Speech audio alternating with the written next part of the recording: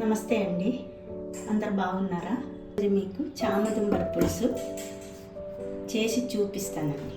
1/2 KG చామదుంప అది మంచిగా కడిగి ఉడకబెట్టాలండి. ఓవెన్ వేయించుకొని మట్టి పాత్ర పెట్టుకోవాలి. వేడైనాక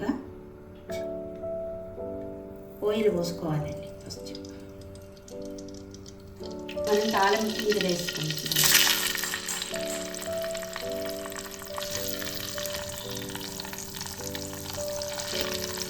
వండితే చాలా టేస్టీగా ఉంటుంది. అందరు మట్టి పాత్రలో చేసుకొని చూడండి. ఒక 3 మిరపకాయలు, కొంచెం అల్లం ఎల్లిగడ్డ పేస్ట్,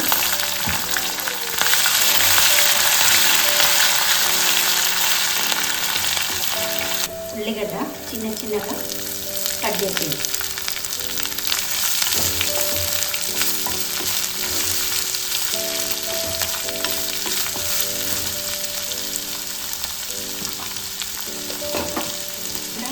తొందరగా వేగాలంటే కొంచెం సాల్ట్ వేసుకోవాలి.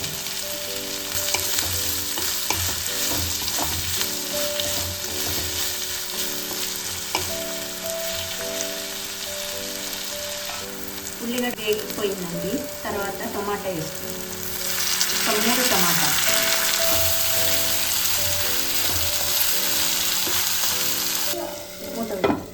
మూత పెట్టి మంచిగా ఉడకబెట్టాలండి. ఇప్పుడు కొంచెం పసుపు వేయాలి. తర్వాత 2 స్పూన్లు కారం, స్పూను ధనియాల పౌడర్, సాల్ట్ అవి మంచిగా కలపాలి. ఇదంతా వేగినాక చామదుంపలు వేసుకోవాలి. మంచిగా కలుపుకోవాలి.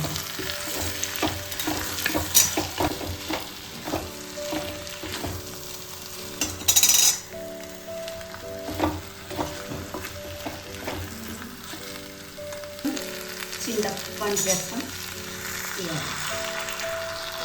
కొంచెం వాటర్ కూడా యాడ్ చేయాలి. కలుపుకోవాలి. మూత పెట్టుకొని మంచిగా ఉడకబెట్టాలి.